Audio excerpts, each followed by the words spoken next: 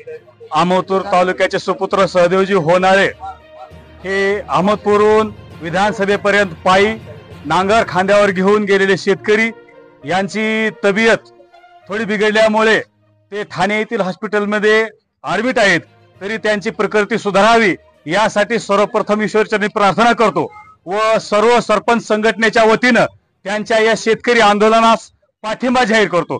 शेतकरी खरंच अडचणीत असल्यामुळे हे सहदेव होनाळे हे शेतकरी पुत्र असल्यामुळे त्यांना या शेतकऱ्याच्या सगळ्या विवंचना माहिती असल्यामुळे त्यांनी हा पाऊल उचललाय। तरी त्यांच्या सर्व मागण्या शासनाने मान्य कराव्या यासाठी सहदेव होनाळेपर्यंत आपला भारत देश हा कृषी प्रधान देश असल्यामुळे जय जवान जय किसानचा नारा जणू काय हरवलाय असं झालंय। कृषी प्रधान देशामध्ये शेतकऱ्याला ही अवस्था जर करावं वाटत असेल तर या शासनासाठी लाजिरवाणी गोष्ट आहे। या शासनाने सर्व शेतकऱ्याच्या मागण्या मान्य करून कर्जमाफी असेल अथवा हे सिंचन विहिरी असतील यांचे बिल, वैयक्तिक लोकांचे बिल, जर समजा 2000 रुपये आपला सन्मान निधी मिळत असेल तर प्रत्येक खताच्या पोत्यामाग 1000 रुपयाची वाढ झालेली आहे। या तुटक्या निधीमुळे शेतकऱ्याचं काही होत नाही। तरी शासनाने याचाही गंभीरपणे विचार करावा व शेतकऱ्याने सन्मानाने जगता यावं एवढा तरी निधी शेतकऱ्याला यावा। जवळपास महाराष्ट्रामध्ये किंवा या भारतामध्ये 5 एकर पेक्षा कमीच अल्पभूधारक शेतकरी आहेत आणि कोरडवाहू शेती असल्यामुळे त्या 5 एकर शेतीमध्ये आणि या 5 एकर शेतीमध्ये हम दो हमारे दो या 4ही जणांची जीविका भागत नसल्यामुळे शेतकरी हे पाऊल उचलत आहेत आणि शेतकऱ्याचा आता अंत शासनानेही पाहू नये। जर जय जवान जय किसान म्हणून शेतकरी उठला तर या सरकारला पळायला सुद्धा जागा पुरणार नाही, याची दक्षता घ्यावी।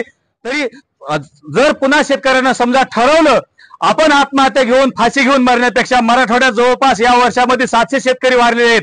जर शेतकऱ्याने ठरवलं आपण फाशी घेऊन आत्महत्या करण्यापेक्षा या सरकारमधल्या तर तुम्हाला पळायला भुई पुरणार नाही।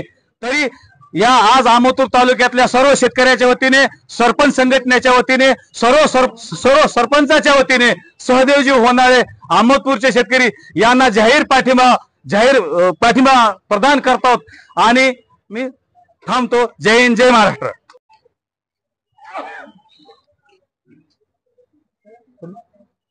आज अहमदपूर या ठिकाणी तहसील कार्यालय अहमदपूर आज आपल्या तालुक्याचे भूमिपुत्र सहदेव होनाळे हे 500 किलोमीटरचं अंतर पायी चालत जाऊन एक महाराष्ट्राचा शेतकरी प्रतिनिधी म्हणून शेतकऱ्याच्या जे काही अडचणी असतील तर ते अडचणी मुख्यमंत्र्यापर्यंत पोहोचण्याचं काम करण्यासाठी त्यांनी पायी चालत गेलेले आहेत।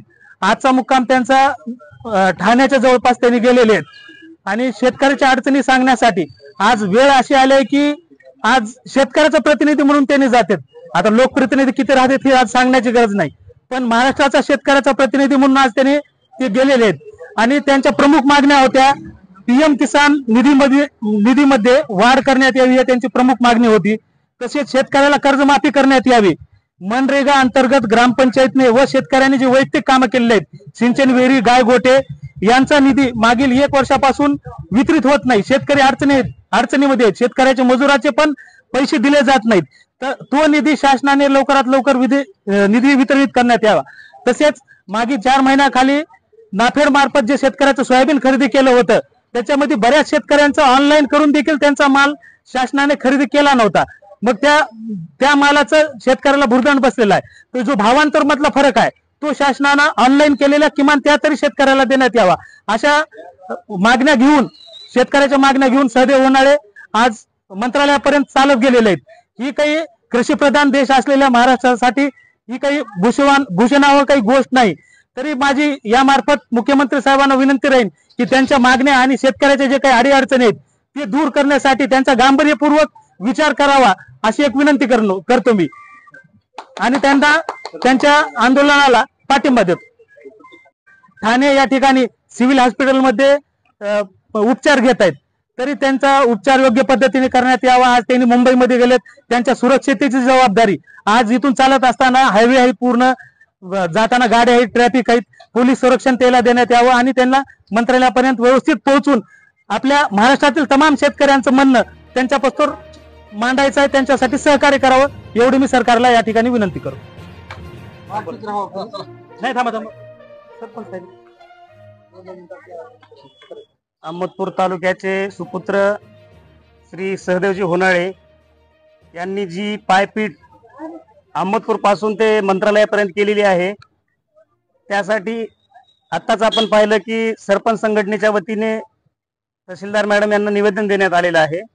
आणि ह्या सरपंच संघटनेच्या वतीनच नसून ह्या संपूर्ण अहमदपूर तालुक्यातील आणि संपूर्ण महाराष्ट्रभरातील शेतकऱ्यांच्या ह्या तीव्र आणि उग्र भावना आहेत की शासनाने कर्जमाफी केली पाहिजे, तसेच PM किसान निधीमध्ये वाढ करण्यात यावी, अशा बऱ्याच काही त्यांच्या मागण्या आहेत.